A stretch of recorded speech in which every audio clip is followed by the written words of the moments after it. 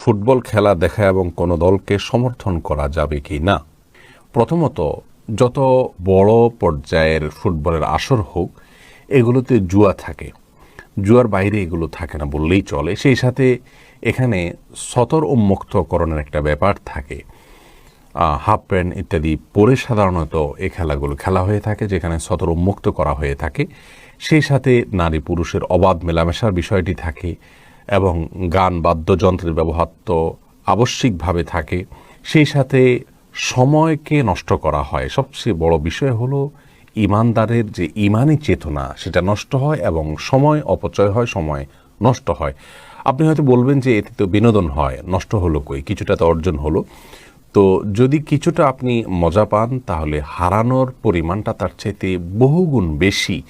কারণ এর ফলে সালাতের প্রতি মনোযোগিতা নষ্ট হয়ে যায়, আল্লাহ রাব্বুল আলামিনের প্রতি আমাদের যে মনোযোগিতা সেটা নষ্ট হয়ে যায়।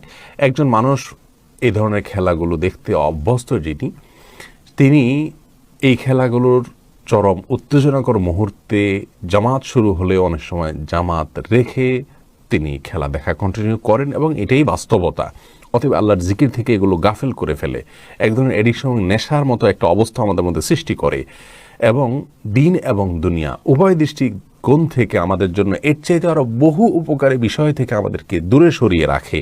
সেই সাথে এগুলোর ফলে গীবত, শেকায়েত, পরনিন্দা, শত্রুতা, একে অন্যের বিরুদ্ধে লাগা এবং পক্ষ বিপক্ষ অবলম্বন করে ফেসবুকে, সোশ্যাল মিডিয়াতে বা অফলাইনে অনলাইনে মারামারি, গণ্ডগোল, ফাসাদ এগুলো হয়ে থাকে। সেই সাথে কাফির এবং ফাসিক, যাদের মধ্যে আল্লাহ তাআলার প্রতি ঈমান নেই, বিশ্বাস নেই, যারা আমার রবের স্বীকৃতি দেয় না, তাদেরকে সম্মান করা, শ্রদ্ধা করা, ভক্তি করা, ভালোবাসা, অন্তরের গহীনে জায়গা দেওয়া, এগুলো সবগুলো ঈমান বিরোধী কাজ। আপনি যদি খুব বেশি উদার হন, যেই উদারতার সবকটা মূলত ইবলিস এবং শয়তান দিয়ে থাকে, তাহলে সেক্ষেত্রে ঈমানদার হওয়ার কোনো সুযোগ আপনার নেই। প্রিয় দর্শক, রবের স্বীকৃতি যদি কেউ না দেন, সে কখনো আপনার আপন হতে পারে না। আপনার বাবা বা আপনার মায়ের জন্ম নিয়ে বা আপনার জন্ম নিয়ে যদি কেউ সন্দেহ করে, আপনার জন্মের স্বীকৃতি যদি কেউ না দেয়, আপনি তাকে কখনো আপন করতে পারেন না। সেখানে আপনার রবের স্বীকৃতি যদি কেউ না দেন, তাকে আপনি আপন কিভাবে করেন?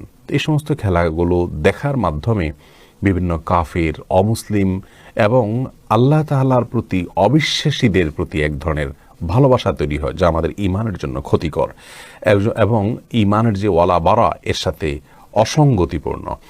সেই সাথে আব্দুল্লাহ ইবনে মাসউদ রাদিয়াল্লাহু তাআলার একটি কথা আমরা এখানে উল্লেখ করতে চাই। তিনি বলেছেন, মান কাসসারা সাওদা কওমিন ফাহুয়া মিনহুম, যে ব্যক্তি কোনো দলের দল ভারী করে সে তাদের অন্তর্ভুক্ত হয়ে যায়। এসব কারণে একজন মুসলমান এই সমস্ত খেলাধুলাগুলো দেখতে পারে না। ইবলিসের চক্রান্তের অংশ এগুলো। মানুষকে আল্লাহর জিকির থেকে গাফিল করার জন্য এসব আয়োজন সে করেছে। সে আমাদের হিডেন শত্রু। আল্লাহ রাব্বুল আলামিন তার বিষয়ে গোটা কোরআন জুড়ে আমাদেরকে সতর্ক করেছেন। বিধায় এ সমস্ত গুনাহের কাজ, যেগুলো বিনোদনের নামে আমাদের সামনে আজ উপস্থাপিত হচ্ছে এবং এগুলোর পেছনে কর্পোরেট দুনিয়ার ব্যবসায়ীদের ব্যবসায়িক এবং বাণিজ্যিক স্বার্থ সহ নানাবিধ স্বার্থ তাদের আছে। যাই হোক, সবচেয়ে বড় কথা হলো, একজন ইমানদারের জন্য এতগুলো গুনাহের আয়োজন যেখানে থাকে, সেটিকে অনুসরণ করা কোনো অবস্থাতে জায়েজ নয়। আপনি নিজে শরিয়ার নীতিমালাকে অনুকরণ করে, অনুসরণ করে, দ্বিপাক্ষিকভাবে কোনো প্রকার লেনদেন ছাড়া, জুয়া ইত্যাদি ছাড়া আপনি নিজে এক্সারসাইজ করুন মাঠে, সেটি ভিন্ন বিষয়। কিন্তু এই সমস্ত খেলা দেখা আপনার জন্য জায়েজ নয়। সৌদি আরবের ফতোয়া বিষয়ক স্থায়ী কমিটি একই ফতোয়া দিয়েছেন, অর্থাৎ এটাকে তারা হারাম বলে উল্লেখ করেছেন।